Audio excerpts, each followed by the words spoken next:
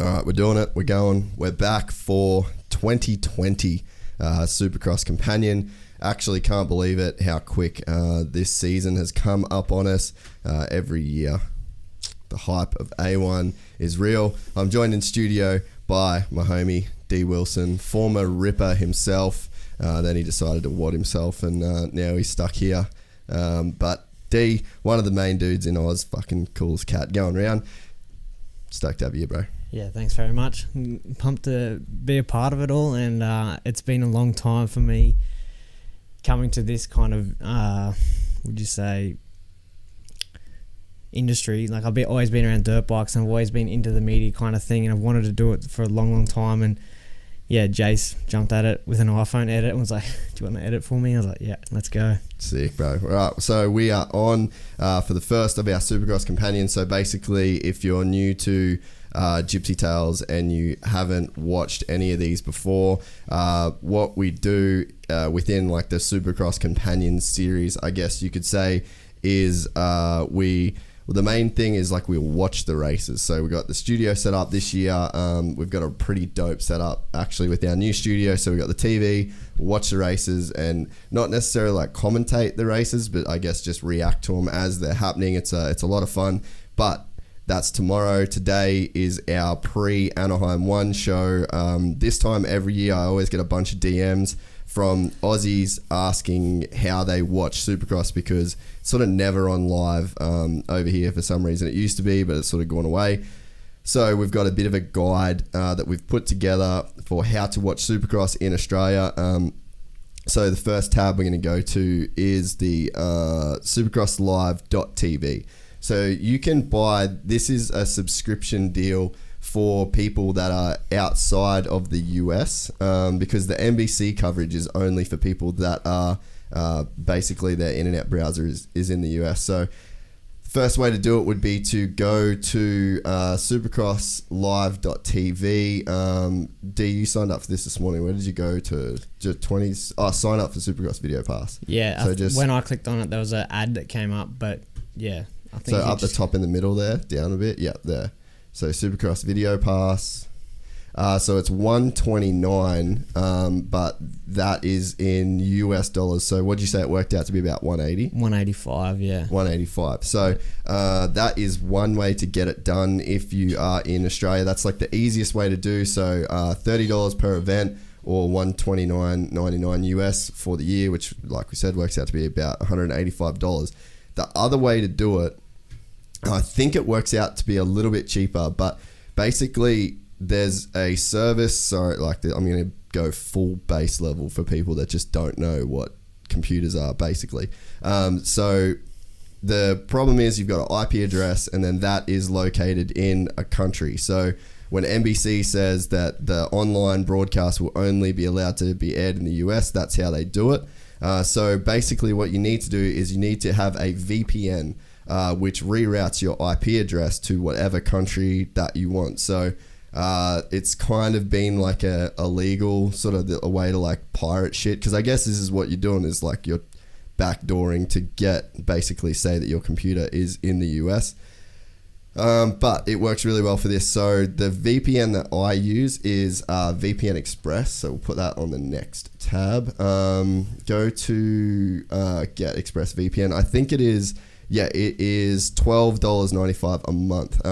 I've got these anyway because they're just good to have. Like, it kind of protects your identity on the US if you're into looking up any weird shit. Yeah, so I'm sure there's a lot of users out there. Yeah, there's definitely a couple. So I just use these in general, just for like even emails, bank accounts, all that sort of stuff. It sort of just scrambles your VPN, so you're essentially like kind of anonymous on the web, because basically if you don't have a VPN, your computer has just like a registration plate, basically. So any activity that is less than kosher can be tracked back to you. But basically what you do, you sign up for the VPN, you install that. If you want to go, actually, you know, I'm not going to go into that. If you get ExpressVPN, just type into YouTube how to use ExpressVPN. All you do is you basically choose the country that you want to set your VPN to. So obviously you want to watch American Supercross, so you're going to set your VPN to United States. turn your VPN on, and then you're going to go to NBC Gold, which we've got queued up here. Yeah, here we go. So Supercross Pass is $74.95 US. So that's going to work out way cheaper than if you go through the Supercross Live. So basically you've got two options to watch if you're outside. We're framing this if you want to watch it in Australia.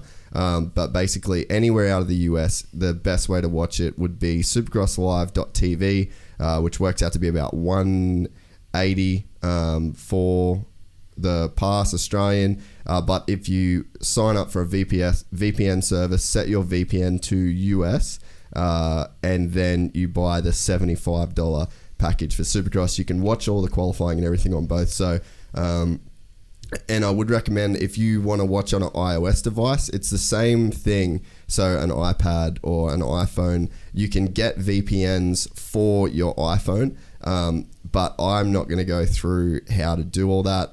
The best way would just be to go to ExpressVPN or any of the top VPN services, watch a YouTube tutorial based on the device that you want to watch Supercross on. And then once you've done that, you go through, buy the NBC package, but your VPN has to be set to the US when you sign up for the NBC Gold Pass. So basically, that's how we get it done. So for anyone that wants to watch Supercross, that's how we do it. Can you just go to watch now for us? Because I want to see the start time.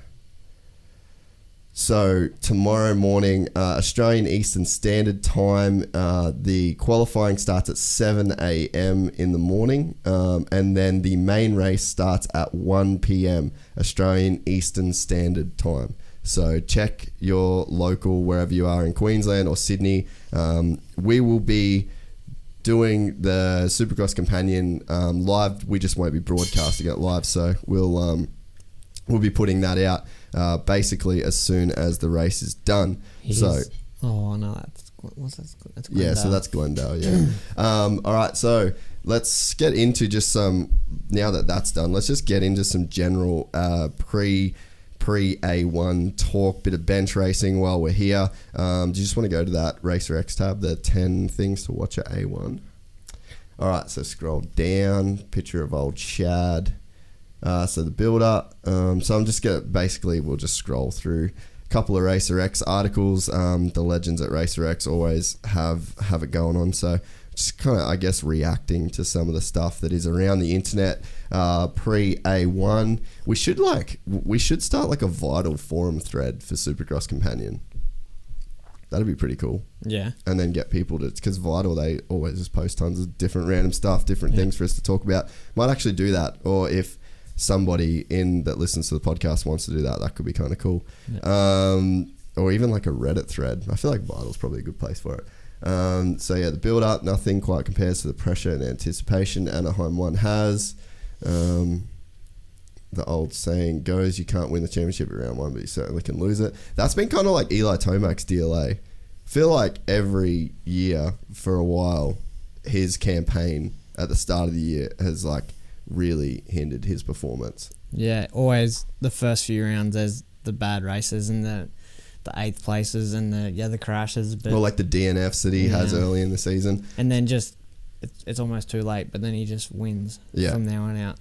And then comes into motocross on a massive high and then wins that championship, The Wild Wild West. So Dylan Ferrandis is set to defend his 2019 West Coast title, but he'll have a new challenger with rival Adam Cincerello moving up. Austin Faulkner will be on the West this year. Faulkner won 5 races last season before injuring his knee in a brutal crash at Nashville. So yeah, basically we're seeing like a bit of an East versus West shootout. I'm interested to see what Ferrandis will look like now that he's won the title, because like he hadn't even won a race until last year, and then he wins the race and then wins the title. I feel like at those East-West races that they combined last year, Faulkner and Ferrandis were fairly similar in speed. Those East-West races, AC was way better than everybody. Yeah. But I feel like those two could be pretty solid, like close speed-wise. I think Ferrandis is going to be fast now that he's won the championship. He's always going to be so confident after that. And then I know Faulkner's always quick, but he hasn't raced for a while since his knee injury. So I don't know. I don't even think he's really been on the bike a whole lot. Like, it wasn't like he was like come halfway through motocross and started riding again. He didn't ride until the end of the year. So it's like, I don't know how much riding time he's done, but he'll still be fast. He's always there. Yeah. And he's just a young kid with so much talent, and he's just got to learn to stay on. I think that's the biggest thing. Yeah, I wonder if it's a case where we saw AC crash so much and like crash his way out of titles, have big injuries. I feel like there's a certain amount of reflection that happens when you're an athlete and you're at the top and you see a championship slip away through to injury. I feel like there's a lot of growing that happens in that period. So I wonder if that is something that will come into play with Faulkner, because like he's been one of the best lights dudes. And so, dude, how's this for a little bit of insider info? So this is from what I hear anyway, that whole deal of AC going to Cowie 450, that was all hinged on Faulkner losing that title. So from what I heard, if Faulkner won that championship, would he have had to go up? He would have got AC's ride, because basically AC hadn't delivered on a championship in all of those years. Faulkner would have been, was that his third season or second season? I think it was his third. Yeah, so the last 2 years he's been winning and crash. Yeah. So his third season he would have won a title. So that was like a big sticking point of like, that was like a major jigsaw piece of the puzzle for Adam then going on to the 450, because I heard that there was like other teams that basically Cowie was stuck because they got two dudes coming out of lights that have been Cowie their whole careers, and if Faulkner won that title, he would have been the only one out of Adam and Faulkner that actually had won a Supercross title. Obviously, AC went and won the motocross title, but a lights motocross title doesn't really carry that much weight. And I fully understand that, because like from Faulkner's like position, he would have deserved that ride more than Adam. But then I still think everyone would have been like, what the fuck? Like, AC would have been way on the 450, and I truly think that, but he straight up would have deserved it. But then, you know, what happened, and yeah. Crazy little deal though. So yeah, I don't know how much of that. I overheard some people talking. I'll just say that. But yeah, so that was like a big sticking point of AC actually going to like ending up at Cowie on the 450. So anyway, don't shoot the messenger. I heard it, and yeah, I might get in trouble for saying it, but. Yeah, anyway, interesting. But yeah, so the Ferrandis thing, I feel like Ferrandis is the kind of dude that could just be so confident from winning a title. He had a pretty good run outdoors, was definitely the second best guy to Adam outdoors. So I don't know, man, I feel like that will be like one of the tightest sort of battles for the championship. Tomac and the A1 curse that. Oh, that's kind of what we said before. Go up a little bit. It's hard to call Eli Tomac not winning the Supercross opener a curse. Yeah, so he crashed out of the lead in 2018. Yeah, and then he's the rider with the most wins in the last 5 years and still hasn't punched off an A1 win. Tomac has 27 career wins now, far more than his competitors around him. So why is A1 always slip through his glass? Crashed in 14 with Weimar, missed a bit of the season. Crashed in 15 as well, finished the main event in 20th. He picked up a 4th in 16 and then had a massive arm pump issue and dropped from 2nd to 5th in 17. Finally snagged his last... Dude, that's his only time on the podium was last year with a 3rd behind Barsha and Roxon. Tomorrow night is his 7th A1 as he looks to start the season on the right foot. Dude, Ken has won 3. Ken's won 3 A1s. I feel like Ken and Tomac, they just switch places halfway through the season. Tomac just goes winning. Yeah. And that's when I feel like Roxon just, all these niggling little things, and no one really knows what it was last year. But yeah. So yeah, dude. So Roxon is tied with Chad, and who else was it that had 3? Him, Chad, and somebody else had 3. So it's like really legit company. It's like 3 people, people that have won Anaheim 3 times. So, but yeah, so that'll be interesting. I feel like Tomac just needs to just try and do the podium thing for A1. So, so scroll down a bit, dude. Starting over, flashback to A1, we saw Wilson lead most of the race ahead of Malcolm Stewart. Neither rider won, things are looking up for both. And then Stewart crashed, broke his femur at Glendale. Wilson rode well before suffering a shoulder injury. So Dean is going to be at, I've got Dean to talk about him later, but he'll be at A1 after doing his hip at Monster Cup. And then Malcolm, I actually had Malcolm down to win a moto at Monster Cup. Like, I've just seen that motherfucker do so much crazy shit on a bike. Like, I honestly think he's as talented as James on a bike. I just think that Malcolm's body type doesn't let him do the same things. Like, he's a really, really big dude. And I think that inhibits his movement a little bit on the motorcycle in comparison to James. Like, James was perfect size for a dirt bike. Him and Ricky, same sort of size. Chad, there's like a size that happens. Like, Jay's a small dude, you're a small dude. Like, most guys that kill it at motocross and supercross are kind of small dudes. So I really honestly think that Malcolm is as talented as James. He's just built like a gridiron player. Yeah, he's just fucking massive. And it's like, that's a lot of weight on the bike. That's a lot of, just inertia. Like, you're on top of the motorcycle. Like, it's got to do a lot. But then you look at traditionally the guys that have been super fast through the whoops. Kevin Windham was great through the whoops, tall dude. Pastrana, great through the whoops, tall dude. Davey Millsap's maybe one of the best dudes ever through the whoops. I hate to admit it because I don't even like him that much, but he's an awesome dude through the whoops. And then Malcolm is an awesome dude through the whoops. Weston Pike, big dude, awesome through the whoops. So there's definitely, for Supercross, I feel like there's some advantages. But you've got to think about, like, I mean, I know in relation to it, it's like he's lives in his body, so it's not like he wouldn't be used to going up and down. But you think about how many times you do a squat on a motorcycle from when you go from sitting to standing. There's a lot of extra weight, requires more oxygen. There is a lot of stuff. That's why you don't see guys his size at the Tour de France. You see a small dudes at the Tour de France. A lot of people underestimate riding a dirt bike. And then that's how physically hard it is. You're like, I remember being in school, people were like, you don't have to be fit to ride a dirt bike, but bullshit. Like, and they've proved all that stuff now. So yeah, I think Malcolm is one of the more talented dudes in the field. I honestly think Malcolm is top 3 most talented dude in the field in terms of like raw talent on most. He's bike a skill, freak, like insane, bro. Freak. Yeah. So, so I'm excited to see Malcolm. Obviously, he won a moto. He's on a great team at Moto Concepts. So, yeah, going to be a crazy year for him. And then Dean, I'm going to talk about Dean later. Chad Reed won the opener in 2003.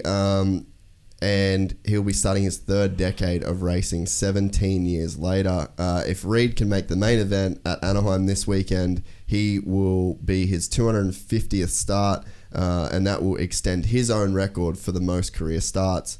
But yeah, this is the last one for Chad Reed. So this is kind of, I even got goosebumps saying it, dude. Like, and he posted, do you just want to open a new tab and go to his Instagram? See, I told you this shit would go late, dude. We've already been going for 30 minutes. Really? Crazy how quick it goes, eh? So just Chad Reed Instagram.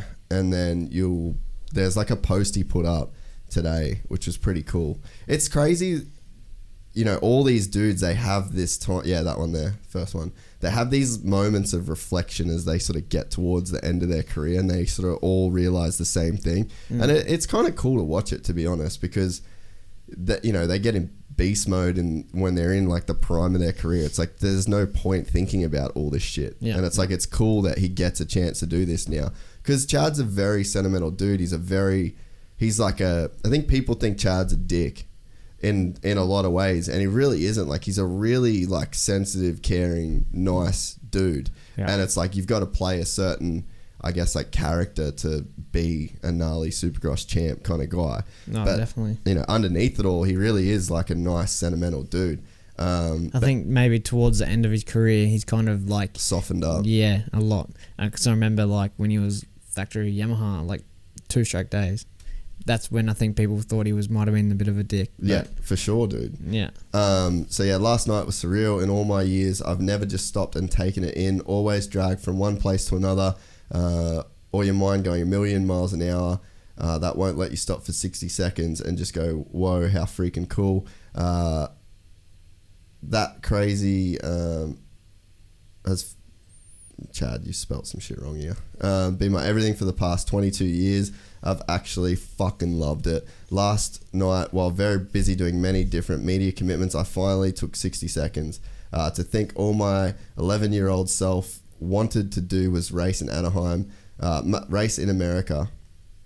But in particular, Anaheim, just like Jeremy McGrath. Last night, I literally had the whole stadium to myself.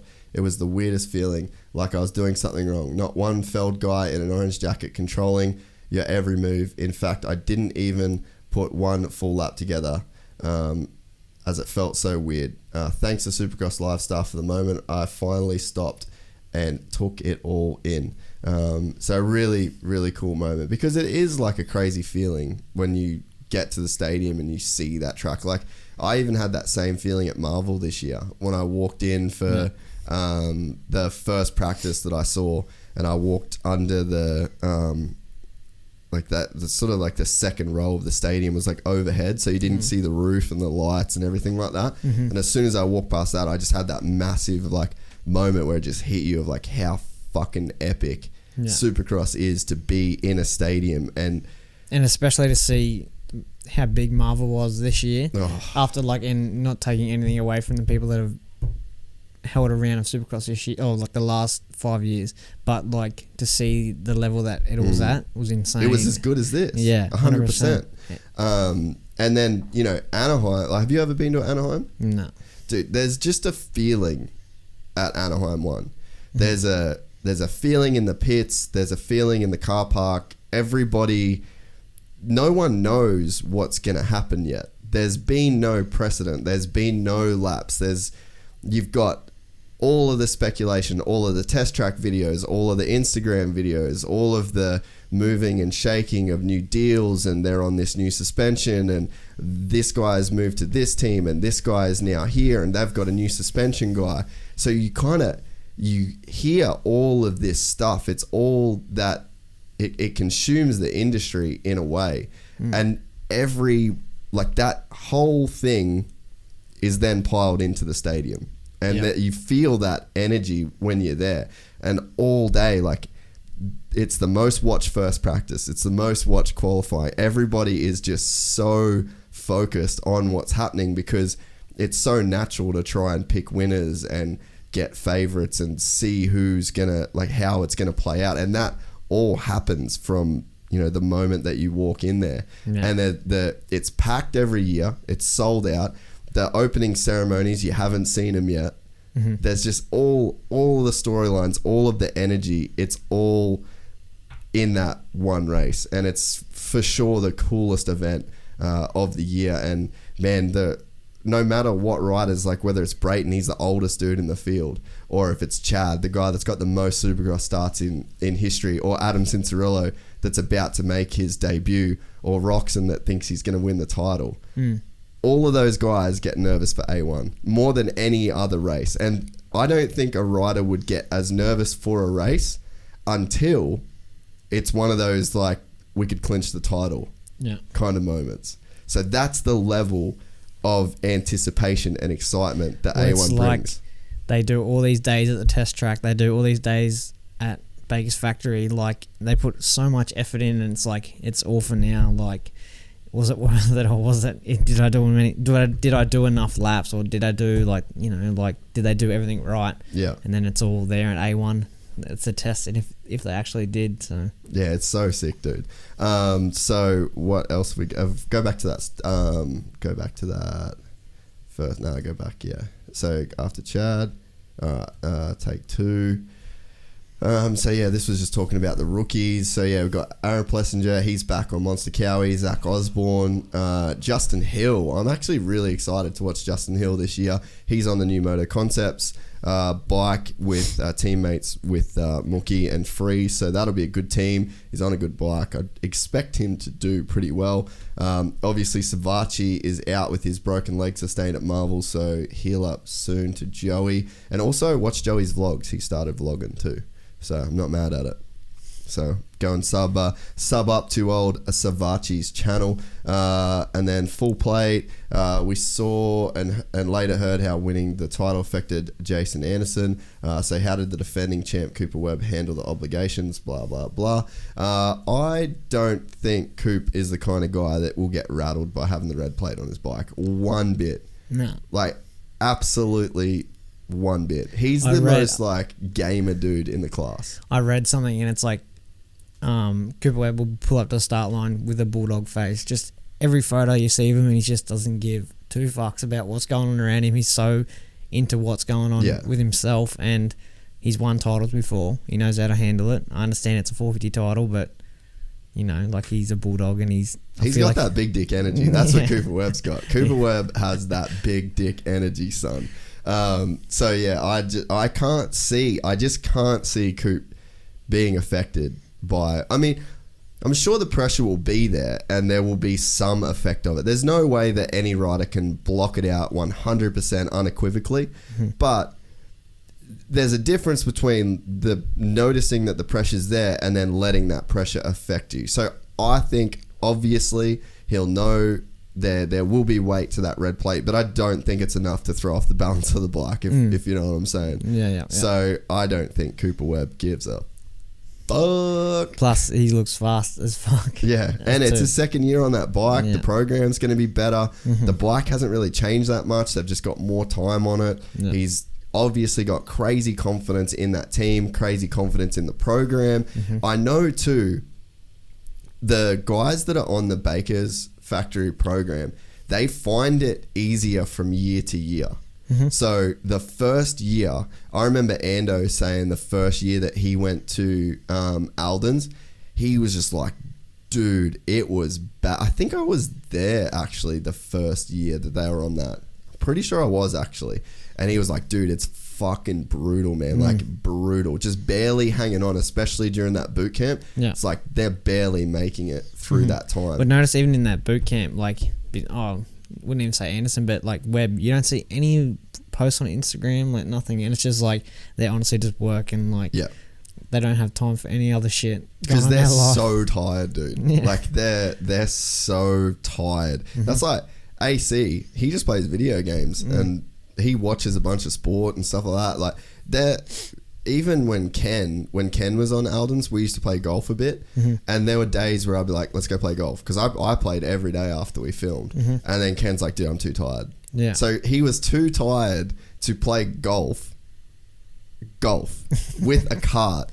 Like, that's the level of fatigue that these guys get on the Baker's Factory program. So, but that being said, every year I think their body gets a little bit more adjusted to it. And not to mention, this is only Coop's third season in the 450 class. So it's not like he's one of these seasoned vet dudes, because that's one of the things, and this would be like my only, I think AC is going to win a bunch of races this year, especially because of how good he is as a starter, and we saw that at Monster Cup. And his first debut race, he won the overall on a 3-race format. So, you know, you can talk about consistency or whatever, but it's like, that is literally consistency. He got good starts every moto, stayed smart every moto, had the speed to win. So I think that he will do so well in races, but it will be interesting to see how his conditioning will go over a full season, because it's double the amount of races, it's longer laps, it's more pressure, the competition's crazy. Like, he rode away in basically every race last year that he won, you know. So and that's, I think, the thing with Cooper is that it's his third year in the 450, so he's got more of that base. Dude, speaking of those two in the same sentence, we finally get to see the AC Cooper Webb shootout, because like Coop lived in AC's shadow for the whole his whole amateur career. It was full, like what we've got now with those two is like a full on Dungey Villopoto or Villopoto Alessi kind of deal. Yeah, you always would see the guy that Alessi was the King Dick amateur, and he was the guy. And then as soon as he went pro, Villopoto, it's just from years of just getting absolutely worked by Alessi. It just does something to their mentality. Yeah, and it's just like, fuck this, I'm sick of getting second place to this guy, and then just ran off to do his thing. And I feel kind of like been the same thing with Coop. Yeah. So it'd be interesting, man. And like, there wouldn't have been many times as an amateur where Coop would have come in as the favourite over AC or with the title that AC didn't have. So it'd be interesting to see how that whole deal plays out. But man, and Coop is just like you said, he's just that bulldog dude. And I don't know, man. Like, you get a guy like Coop that's just like that. I spoke about it a bunch on the Supercross Companions last year. Just that alpha big dick energy. It's like, that's hard to deal with, man. Week in and week out. It's like playing a pickup game at LA Fitness. And then you go there and every week as you see that one dude and you're just like, he is going to play this game like a dog. And it's like, you need to be ready for that guy every single weekend. And Cooper Webb's kind of that dude. It's the biggest mental game. Like, sitting next to Cooper Webb on the start line, like, I guarantee he don't look at anyone and go like, what's up? Or like, thumbs up. I don't know if those dudes do it on the AMA start line, but like, he wouldn't give a fuck who's next to him. Nah. He'd just be looking like... And there's guys like, even Ricky, it was funny, Ricky admitted that at Marvel maybe New Zealand in the press conference. And he was saying him and Chad would both be like, dude, I'm sick of going to races knowing that James is going to do some shit I don't want to do. So they got all week to just think about this fucking guy coming out, jumping crazy shit, sending it through the whoops and making them push a pace that they don't necessarily want to push. I don't think Coop has that in terms of like the speed that he's going to take it. Yeah. But it's just like, it's like in the UFC, you fight a Diaz brother. You just know you're not getting out of there quickly. You know what I mean? You know that when you fight one of the Diaz brothers, that it's not like, I'm going to get rid of this dude in the first round. It's like, no, that is, you got a 20-minute Supercross moto, you are going to have to deal with Cooper Webb for exactly 20 minutes of that moto. And guess what? You're going to have to deal with that dude for 20 minutes every single weekend for 17 weekends. That, he'll bring that same mentality. And I think that is what makes him so hard to deal with. It's what made him super hard to deal with in the lights, and it's what made him hard to deal with in the opens, And then you think about the way that he beat Ken at Houston last year when he come up the inside, beat him by the slimmest margin in Supercross history. All that shit stays in their mind, man. All of that stays upstairs. Like, that's baggage that all these dudes carry through. It doesn't matter how good your mentality coach or your life coach or whatever you have, that shit still sits, like you said, still sits on your mind. I guarantee Ken Roxon's thought about that day or that night many times. Oh, and huge. He won't admit it. He'll never admit it because he might think that's another game, but... Yeah. 100%, bro. They all play that stuff. All right, so scroll down. Stepping up. Rockstar Energy, Michael Mosman at the time. He's gone. Mosman was re-signed. Yeah, I'm excited to see Mick. Brenton Hartraft. And then Cameron McAdoo. Yeah, so there's a couple dudes. All right, so let's get on to the Aussies right now. So the other Australians. This is the most Aussies we've had at a Supercross race maybe since JDR had all the good Aussie dudes over there. Because at one point, man, there was like Ty Simmons, Ryan Marmont, Josh Keisha, and your mate Reardon were like 4 dudes. Then you had Chad, and then Mossy was there as well. Mossy was there. You had Metcalf there. So there was like that was a different time. For the last few years, it's been pretty much just Chad, really. But this year we've got Jet Lawrence on the Geico Honda team. You have Luke Clout, who is on the Penrite Honda team, which is a pretty cool story in itself. your actual mate Jay Wilson / brother. Unfortunately. And then Aaron Tanti and then Joel Whiteman have all made the journey from Australia to California to take on the AMA Supercross. Good luck, mates. So this is pretty rad news, really. And then you add Chad, like we said, so pretty solid contingent. Have you got any inside information on Jay Wilson? Nothing too much. Just I've been speaking to him much as I can with the time difference, and obviously he's got a family, so he doesn't really have time to be sitting around on his phone. But he got to ride the Yamaha test track a couple of times. Yeah, so he wasn't riding that before, like when he first got there. That wasn't like an option, right? Nah. So from what I understand, Josh organised a meeting with Yamaha, and then he got to go. Coppins? Yeah. Yeah. And so Jay went and met the Yamaha bosses and Sick. the big time dudes in America, and Keith, the next Cardi, whatever. Yeah, and then within the next couple of days he was riding there, but then they also had a lot of rain, so I don't think anyone's done a whole lot of riding the last like month or so.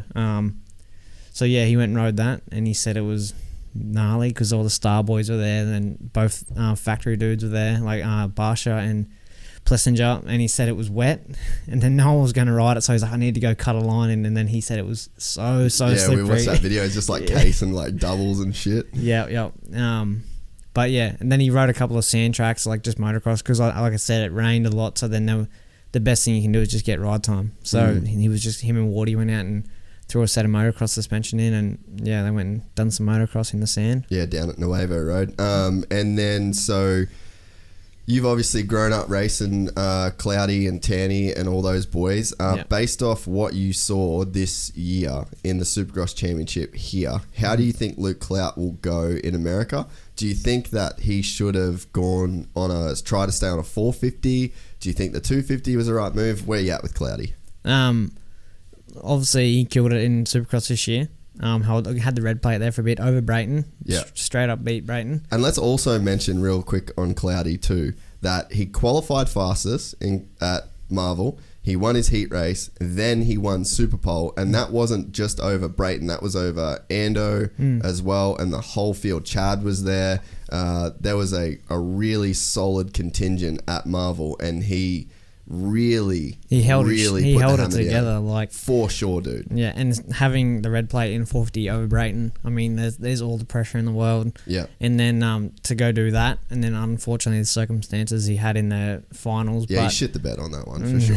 Like it was first lap. Cloudy, come on, bro. We love you. But that's a crazy learning experience, man. Like you have to go through that. And he held it good. Like he copped it and he understood it, and he was like, fine. Like I know what I need to do, and he's just going to use that as a learning thing for all this year when he comes back. So it'll make him so much better. That, you know, obviously it sucks. You want to win that championship, and then it just goes to show like that you cannot, you just can't beat experience, man. Like experience really does pay the bills when it comes to that stuff. Yeah. What time is it? I just don't want. Oh fuck! You got to bounce soon. What's the time? 5. So, and then Aaron Tanny. So sorry, I cut you off. So with Cloudy, how do you think he's going to go? He'll do good. I'm going top. Ooh. Could you see him on the podium? Maybe in the coming into the further into it, but I think top 10. Yeah. I definitely think he can get top 10. Top 10. Yeah. I think he's riding good 5. And he's confident, like from his Supercross, and then to step back onto a 250. Like, and he's not a big guy. No. So, like, he can ride a 250 good. Yeah. He's always rode a 250 good, and then riding 450 and now stepping back, his style, like, he really uses the bike and makes it work. And so I think I'm going top 10. I reckon he's got. I'm gonna go. He will get top 6. I reckon he'll be somewhere inside the top 6. And then Aaron Tanny, you heard that he's just crashing. I just heard he had a crash the first couple of weeks he was there, but then he's been riding Yamaha track with Jay as well. Oh, that's so sick. Like he's fine.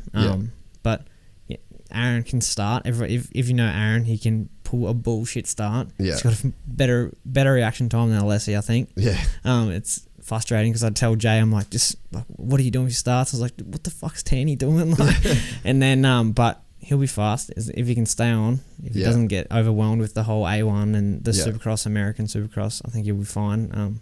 He's another dude that could be top 10. If he can make even the night show, like that's the main event, like that's a big thing. And yeah. I can honestly see Jay being in the top 6 as well. I think that there's no reason that he can't do as good as Cloudy. Jay's a different type of rider though. Like he's not going to be the balls out speed using the bike the way that Cloudy does. He's going to be the kind of guy that's going to get a really good start. He might get passed by a couple of dudes and then ride a really solid race. Consistent. And his fitness, like he won't make a mistake. That's his biggest thing is consistency. Like he's never the one to qualify first, but then all the dudes like they can put down a heater lap, but then Jay can do his fast lap every single lap for a moto, and then that's like come like a 30-minute moto at motocross, you know, like that's what helps at the end of the races, you know. So and I think that from what I saw too, obviously California's had a bunch of rain. So from what I've seen of like Ken's GoPro lap that he posted today on Instagram, it looks kind of ruddy and it's going to be soft. And I think that they're the tracks where the fast dudes can make mistakes. Like you can be super fast in those conditions, but it's very, very easy to make a mistake. I think the guys that have the really crazy speed always do better on the tracks that aren't quite as rough or as ruddy. That's why you'd see Marvin always kill it when it came to those ruddy sort of crazy technical tracks because they're more set up for the guys that are really picking and consistent. Jay's that dude. So I think that could be something that plays into his favor, and it's more physical on you when it's rougher and ruddy on a Supercross track, and he'll be sweet with that. And then there's Jet Lawrence, the fucking wonder kid. I'm excited to see Jet. Dude, man, he's like... Jet is the injection of youth that Supercross has not had for years. Yeah. Dude, the lights class used to be this youthful, exuberant, this place where you'd have these wild kids come in and just crush it and have heaps of flair, heaps of personality, but slowly that has gone away. It's the lights class is as serious business as the 450 class. Now you've got a dude like Jet that's come in, he's 12 and is just like wanting to have fun, you know. He's got so much time ahead of him, and I really hope that inside his camp they're saying, dude, just don't crash and have fun. And I know I feel like I know Darren enough, and I've grew up with Jet Hunter. I was under the same tent with them from the age of, because you were teammates, right? Yeah, we're just under a KTM Brisbane tent, and like every weekend Jet was there running around with his mates in the pits, and then would come in and just win 85 and 65 class by a minute. Yeah. And then just come back, wouldn't see him again. Yeah. But then even Darren, I saw him at Marvel, and he's just like come in, he's like, did you see Jet through the whoops? It was just like blown away. He was just laughing about it. And he goes, he'll be fine come A1. He's just got to take time. And like he wasn't pissed about the mistakes that he might have made. Like he was like fully understands it. And I feel like from the day that Jet and Hunter have got on a bike, Darren has taught them how to ride a bike properly. Yeah. And that's why they're such good riders. Well, I think Hunter's technically one of the best riders in the world. Technically, the way he rides a dirt bike is just as textbook as it gets. Jet's a little bit different. Jet's a bit more of like the kind of wild man. Yeah. But still, technically, he does some incredible stuff. Yeah. So I definitely agree with you there. Yeah. I just think that... I just hope that it doesn't get to the point, because I can fully see Jet winning races 100%. I can see Jet getting whole shots and it's like, see ya, it's done.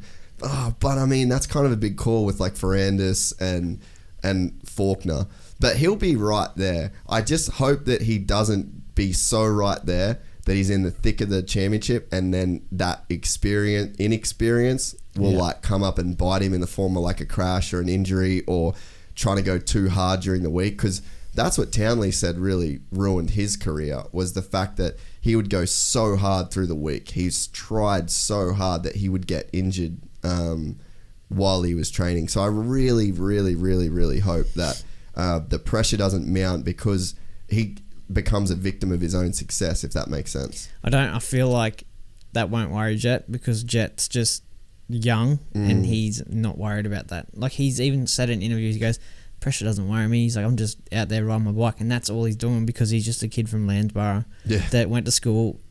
When he wasn't at school, he was breakdancing. He used to do a hip hop class. And he was a sick dancer, and then just was riding his dirt bike. And then, like I said, he just is hanging out with his mates. He's just a kid still, and it doesn't. I don't think it doesn't worry him at all. Like all the hype, like. He froths everyone sharing the donut shit. Yeah, he loves it, eh? And he's just a kid. He's just sharing that stuff on his thing. Like the other day, he went to prom with a girl from America. Like prom. Yeah. Prom. Yeah, and he's just a kid. Yeah. And now he's racing A1. Yeah, it's sick, dude. Man, he's such a good kid. They're such a great family, and I think as an Australian, there hasn't been a better year. We all get the chance now to follow Chad's farewell tour, which is going to be awesome. And then we've got Hunter, we've got Jay, we've got Tanny, we've got Cloudy, we've got Jet. We've got all of these young Aussies that are absolutely ripping and have so much potential. It's the first time in a really long time. So I really hope that this year is a year where all the Aussies just fully get behind those boys, just put the hammer down and really like give them as much support as possible. I think that's it for that one. Maybe we won't go into the stats because it's starting to already crack on time-wise. Moto Spy, I wanted to talk about that. Red Bull have just released their new Season 4 of Moto Spy. Obviously, Wes and the team, Danny Stew and the boys, they're the homies. They're super homies. I watched it and I know the quality of work. I was there working with those guys. I've been on board with Moto Spy projects, probably Season 1 and 2 I filmed with them, and the quality of that series in Season 4 is out of control. The storylines are epic. I love that they're following AC. I love that they're following Ken. They're really broad spectrum of guys that they're following. I think that they've stepped up such a crazy level, and I'm so excited to watch that. It's actually mind-blowing. That's like Netflix quality good. And they're 100%. Putting it out every single week, dude. Yeah. I didn't want it to end. I was just like, I kept looking at the time bar and I was like, shit, it's almost finished. Dude, so true, man. Yeah. What was your favourite bit that stood out on this first episode? Probably Roxon and his agent. Oh, yeah, you mentioned that before. Him and Steve Astafin. Yeah, they were talking about how Ken's extended his contract. Yeah. Like, that's the sort of shit. You don't hear that sort of shit anywhere else. Like, and they're just talking about, like, I think he says, like, it's another 4 years with the bull. Yeah, 4 years with the bull. But that's sick. Yeah. Like, doesn't mention any money or anything, but it's just like, it's cool that he's talking about his contracts. Like, usually you don't hear that shit from anywhere. Like, yeah, it's all so hush hush. I thought it was really cool as well on the Ken bit, the fact that they showed him having kind of a shit day, because I mean, to relate it back to my own riding experience, when I was at Townley's, I felt amazing every single day on the bike. I was like, dude, I'll just ride all day, every day, just keep filling my bike up with gas, and I'm going to keep riding. I was having so much fun. My first ride back in Australia, I went and rode a sand track that was rough as fuck. My bike felt like an absolute dog. And I was like, I'm done, dude. I'm going home. I can't ride motocross. I suck at this. Yeah. And then I went and rode at Treno's grass track over New Year's, fell in love again. So that's the reality for all of us. Yeah. And with Supercross media, you never see the good dudes have a bad day. So I feel like any media, you don't ever see anyone's bad days. You don't ever see the good shit on Instagram, Facebook, the highlight reel. So then, if you can see that he admits, like, no, today was shit. Yeah. But then, like, see, if I have a shit day on a bike, I don't go ride for a couple of months. No, I do. He has to suck it up. Like, tomorrow's going to be better. Like, tomorrow's going to be my best day of riding. So that's what he admits in it too. Like, that was really cool. And then you sort of saw the same thing with Cooper when it was his first day back on the bike. And he was like, man, my lungs are burning. And then he was talking to Zach, and then that was like a real moment of like sick reality TV. Like, it had me so in when Cooper says to Zach, oh, dude, tomorrow, I'm not ready for tomorrow. I got 220s. And then Zach's like, oh, I'm not doing 220s. I was like, oh, yeah, no, it's on my schedule. Yeah. So you're even seeing so deep into it that you're not just like seeing them at the baker's factory. You're actually seeing them comparing their schedules of who's doing what. And I just thought, dude, it's fantastic to do. I was so pumped and so happy for Wes. So happy for Jeremy and Eli and Steve, like all of the team, Anthony at Red Bull. they all work so hard to make that series a reality. They do it with half of the budget that I don't even know if the guys want me saying that, but it's like they just don't do it with the same budget as some of the other projects. And man, I looked at the first Moto Spy from last year, had 1.3 million views. Yeah. So they're doing their damn thing, and I'm excited to watch that season as a super fan of Supercross. I think it's awesome. So I had your Aussie update. That's done. Do you want to go to the rider entry? It's one of those next race tab. Yeah, so go down. I'm just going to do like a quick run through of the class. So this is in rider number order. So this isn't in like any particular order. So don't jump on us about who we're reading first. Cooper Webb, Eli Tomac, Aaron Plessinger, Adam Cincerello, Justin Brayton, Cole Chisholm is back out there, Dino, Zach Osborne, Jason Anderson, Chad Reed, Malcolm Stewart. So that is a deep field right there. And then you go to Freddie Noren, who's actually on the JGR Suzuki ride. Tyler Bowers is on a Factory Services Kawasaki. Davalos is on the Team Teta 450 this year. That's right. Kyle Cunningham is on a Suzuki. Justin Hill is on the Moto Concepts team. Benny Bloss is on a Yamaha, it looks like. Justin Barsha is for the Monster Yamaha team. Shout out to the Blue Crew. Then you've got A-Ray. Vince Freeze, shout out to Freezy. Austin Politelli, Ken Roxon is in there. Super deep field for the 450 class. Scroll down for us, dude. We'll look at the 250 West.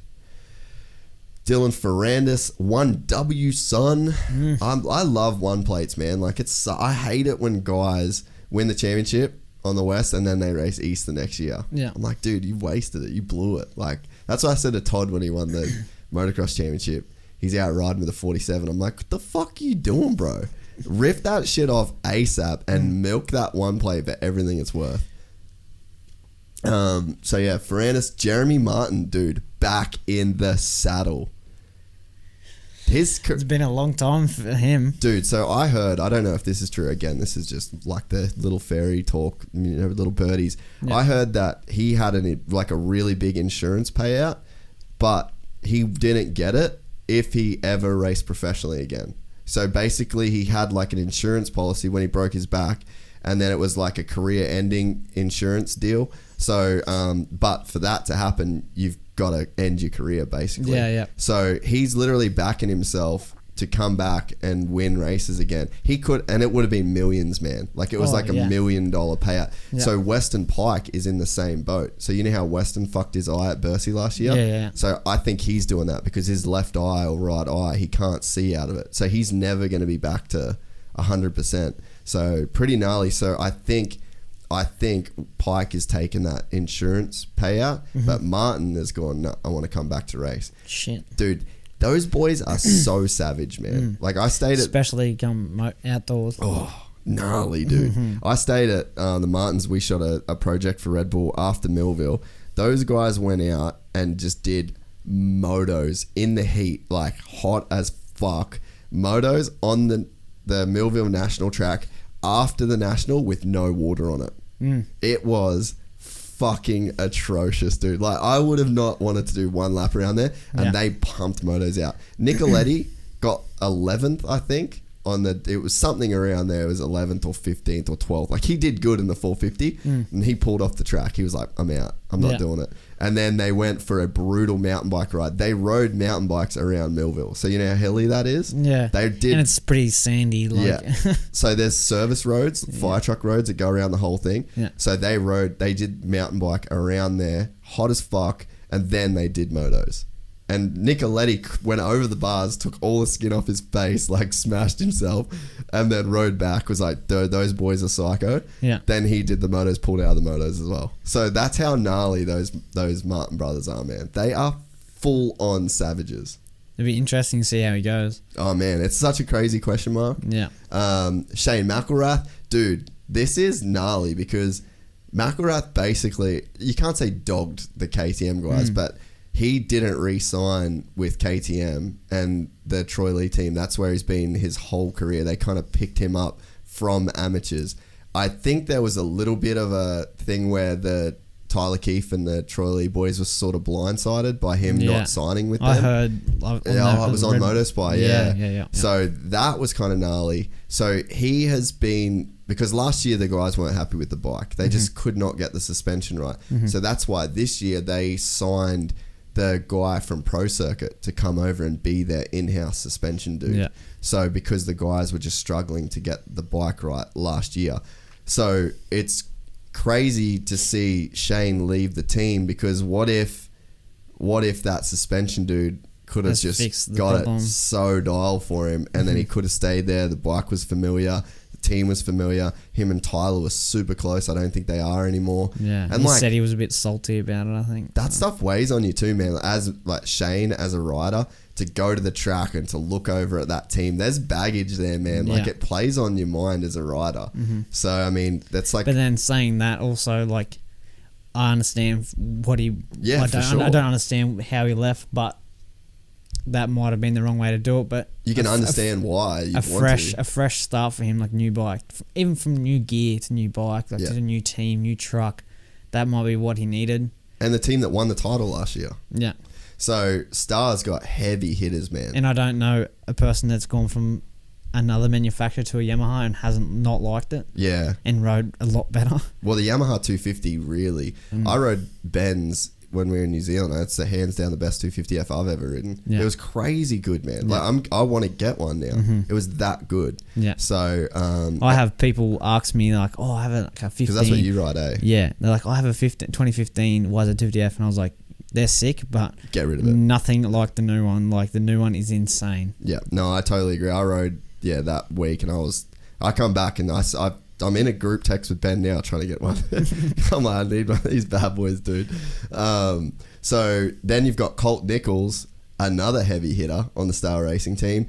Alex Martin, he is on the JGR team, so both Martin brothers on the West Coast. I've heard they got a new Suzuki 250 too. Really? Someone did say that, but I didn't know that. But someone said that that new 250 is new. Really? RM. So maybe that's what they. I wonder if it's got electric start yet. Probably not. And then you've got Michael Mosman. I think he's in for a really good season. Brandon Hartenrath. So the whole talk right now around the Troy Lee KTM team is that they have the weakest rider line. Essentially, that bike didn't do well last year. The guys that were on that team left. You don't really see that a lot in modern day motocross. You don't see like a mass exit of a team and a team having to rebuild with all rookies. I couldn't really tell you a time where that has happened. So the whole talk right now is that is the weakest roster. Yeah, but that's like, imagine them going to his sponsors and saying, this year we're just going to take it easy. Yeah. Like this year we're not chasing a title. Well, I mean that's always the goal, but but they don't. I don't know if they really expect it this year. It'd be like football teams having rebuild. You see that a lot in football, especially American football, where they'll be basically waiting on like a draft pick to get a new quarterback, and then they restructure a whole team around a quarterback. That's sort of what's going on with the Troy Lee KTM guys, is they've got, instead of a new quarterback, they're bringing in a new suspension guy, because suspension and chassis is basically the most important aspect of a bike in Supercross and motocross realistically. So they're bringing in essentially a new quarterback, and then they're trying to build a team around that. And then there's contract years, so you'll get guys either moving up from amateurs or wanting to move over from other teams. So they're kind of restructuring. But with that being said, Brandon Hartenrath, he went to the final of Straight Rhythm with Roxon, absolutely worked everybody in his bracket. I don't think he would have raced a 252 stroke much in his career. No. So even though he's a rookie and he's supposed to be in the weakest team in the field on a bike that people said last year was not the best bike, I actually think he's going to win some races, and I think he'll definitely be on the podium. Last year he was like, he was never like, I don't even think he podium, but he was always there. He was like always in front of the factory guys as well. Dude, yeah, he was really good. Yeah. But he was on that Yamaha too. Yeah. I feel like that Yamaha was the only good, like not the only good, but that was like a really good privateer bike to be on. Like you could actually make that as good as the factory bikes. Dude, yeah, you're right. He had a really good season last year. Yeah, yeah. Man, yeah, I honestly think that he is going to be one of the dudes that can win races on that team for sure. He'll definitely be out front. And then Derek Drake was super fast outdoors. He had the moto in Florida that he led for most of the moto until he crashed. Yeah. So I think I definitely can't see those boys winning the title this year. But I could definitely see Hartraff winning races. I think he's got a great style for Supercross. If the bike works good, he looked comfortable at straight rhythm, obviously. Like he went to the final with Roxon. And he raced Roxon to the finish too. For sure, dude. So, yeah, I think that, people are doubting Troy Lee KTM and what they have the potential to do in 2020. I think that's a mistake. I think that they have a guy in Brandon Hartraff that can win races. I don't think that he'll be a title guy. But I mean, dude, look at what happened with Colt Nichols. He was no one's title guy. Yeah. And then last couple of years, he's found himself with red plate here and there. So it's like, he was cycle traded too. Exactly. So they're like a building team. For sure, man. Yeah. So, all right. So that's that list there. Done and dusted. Your predictions. So let's pick your podium 1, 2, and 3 for the 450 class. Webb. Webb for the win? Yeah. Go on, mate. Rapid fire. Tomac Roxon. Webb, Tomac, Roxon. So that's your 450 podium. Yeah. So who is your 250 podium? Ferrandis, sorry. McElrath. Yeah. Ferrandis. Dude, he's always good at A1. And then Cooper. So you're going 3 Star Boys. Dude, I didn't even talk about Justin Cooper. We just got fully we actually didn't even. I got fully sidetracked at Hartraff. So Justin Cooper, damn. Jordan Smith, he's on Pro Circuit Cowie. Yeah. Fuck, this class is going to be gnarly, dude. Yeah. Holy shit. Derek Drake, Christian Craig, Jet Lawrence, Luke Clout. I'm just skimming now. And then we've got... where's Jay on there? He's not even on there. That's weird. We should make sure he's entered to race. Obviously Jay Wilson. Where's Aaron Tierney? Is he on there? He's... What number is he? Because they're normally... I think he was 108, so he's not on there either. Yeah. All right. There must be something going on there. But yeah, dude, that's a gnarly class, bro. That's a heavy line. I don't know how anyone's supposed to pick the winner in the lights class right now. That's wide open, bro. That is who's racing East? Yeah. Well, then I feel like Sexton was supposed to race West as well. So imagine he was in there. I mean, he's not. Well, they would have taken one of the other guys. Yeah. Interesting to see Christian Craig. I'd say that what would have happened is they would have moved Jet to West Coast because of Sexton. I'd say that's what they would have had to do.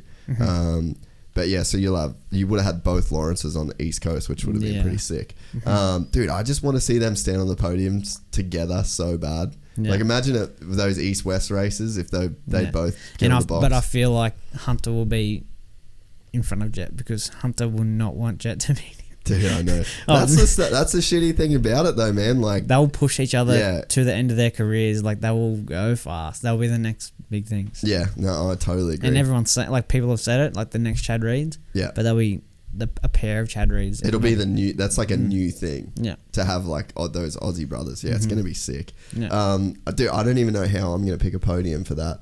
I feel like, dude, you could be onto something with McElrath winning the opener. He's always good at Anaheim. He's always quick. He's always good at A1A. Yeah. His starts are always sick. I'm going to go for... Ferrandis, McElrath, and Jordan Smith third. Yeah. So that's my podium for the lights. Go up to the 450s for us, bro.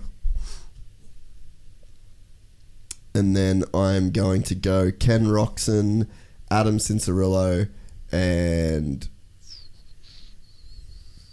Eli Tomac. Mm-hmm. Like, but how the fuck? How you can't pick? There's no way you could pick all I feel three bad of those putting in a row. the person in third because That's what I it's mean. like shit. That's Yeah. it's a crazy. It is gonna be the craziest season. Yeah. It's 5:30. You gotta go. You gotta bounce. Yeah. All right. D's out, everybody. I'll finish off this last little bit. I don't think there's that much more to do, to be honest. Yo.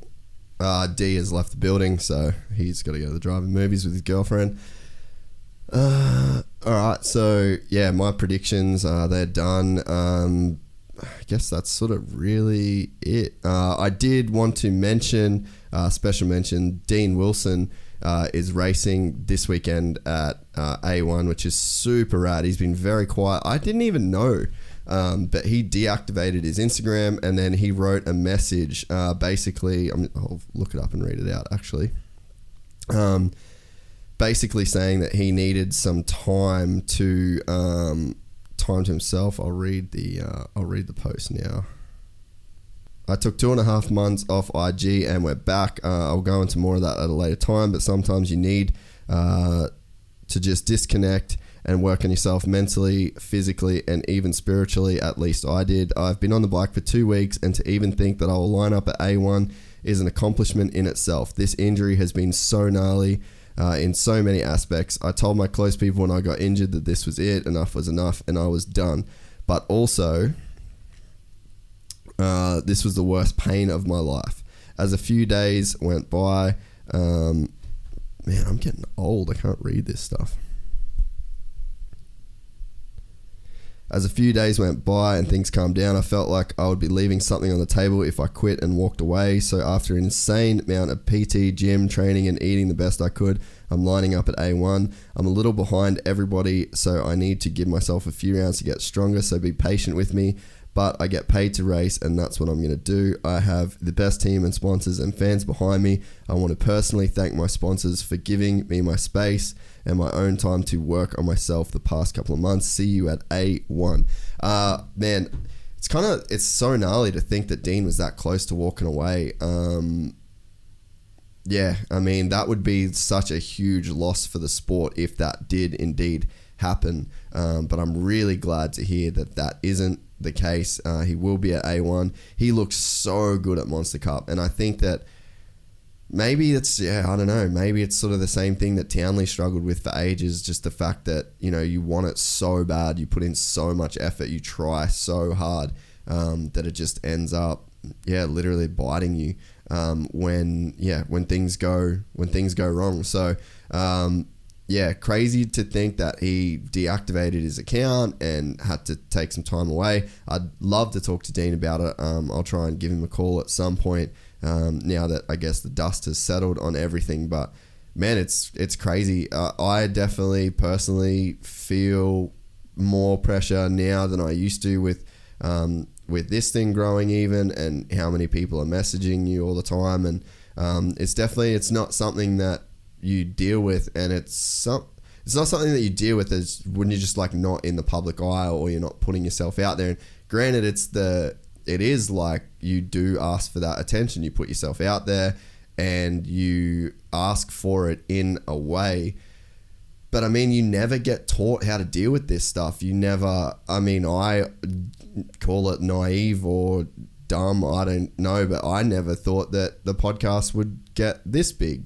So it's like you go into it and you think that you're like, oh, it'll be fine. I can't see it kind of even getting to a point where you would have that many people messaging you, but it sort of happens quick and you don't ever get told how to deal with it. And you don't even really, I don't even think it's something you can deal with until it actually, it's right there in your face and it's sort of on your plate. So, and Dean's just on a whole different level. Like, he's nearly got 1 million people that he can, talk to, or potentially talk to him every day, or look at his life and follow what he's doing. So there's a lot of pressure that comes with that. You add in the pressure of being an athlete. Your livelihood is based on your ability to be healthy and win races. And when you can't be healthy,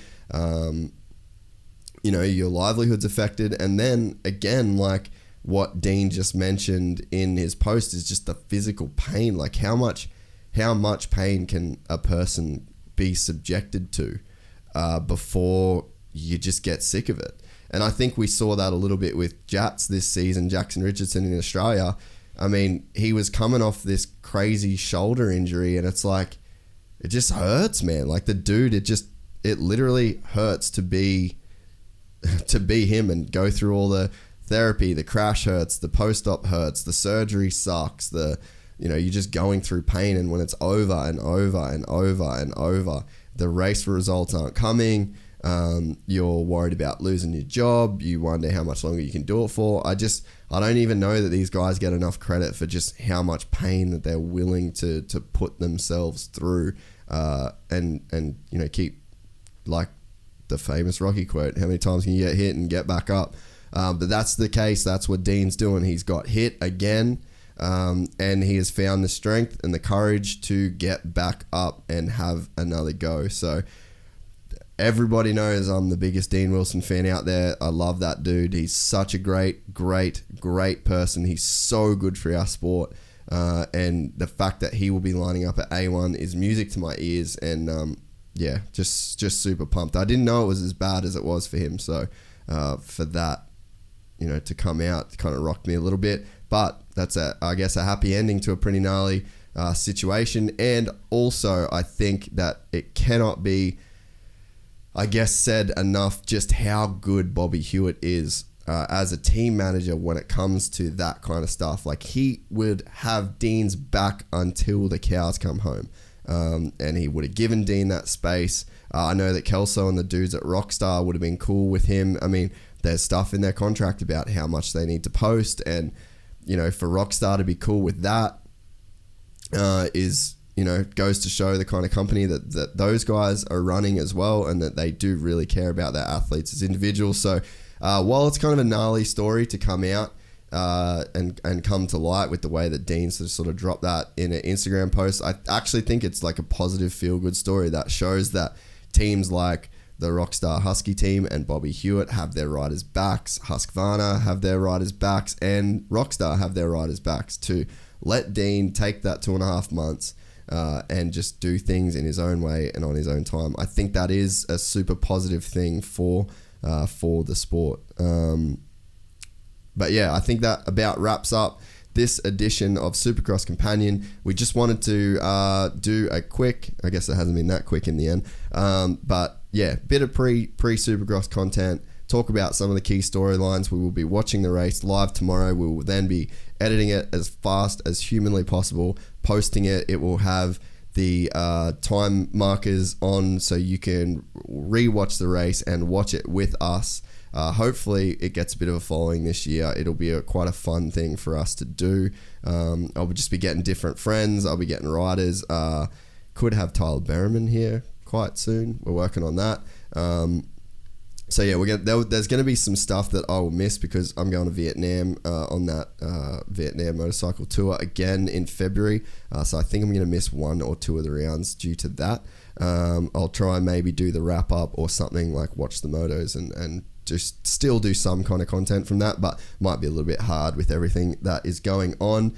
But yeah, thanks so much for sticking around. If you're listening to this on iTunes, these shows are way better on YouTube, just because you can see the stuff that we're looking at. The Supercross Companions will be rad on YouTube. You'll be able to see and watch us, I guess, as the race is happening. If you're on the iTunes, please head over to YouTube, make an account, subscribe. It helps us out massively. Give these videos a like and comment. I've honestly been against pushing this whole thing this hard for the last 2 years, and it's kind of shown. The whole YouTube thing just hasn't really done that much. I didn't know that I even wanted to enter into that space. Everything's always been on YouTube, but I don't know, man. YouTube's just like its own weird deal. You've got to act a certain way. You've got to run your brand a certain way. And I've even copped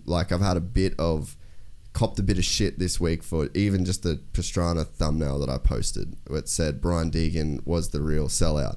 That's a direct quote from Trav, and I haven't edited any of the podcasts at all. So in my mind, like, I get why it looked clickbaity, because, you know, there's like a photo of Trav pointing at the camera, and then there's like the mean mugging shots of him and the Deegan's. Like the thumbnail, it's like that's designed for people to go, that's kind of gnarly to hear Travis say that. And then you play the video and then you hear what he says, and it's like people can go, oh, it's clickbait. Well, I guess it kind of is. Like, I want people to watch these videos, but the end of the day, my reasoning for, I guess, why I still feel okay about it is because I'm not editing Travis at all. It's exactly what he said. There's no editing, there's no cutting. I'm not changing anything. It's literally word for word. And what I said on the thumbnail is exactly a direct quote. So anyway, we're pushing it a lot harder because, you know, there's money to be made. We have to keep the lights on in the studio.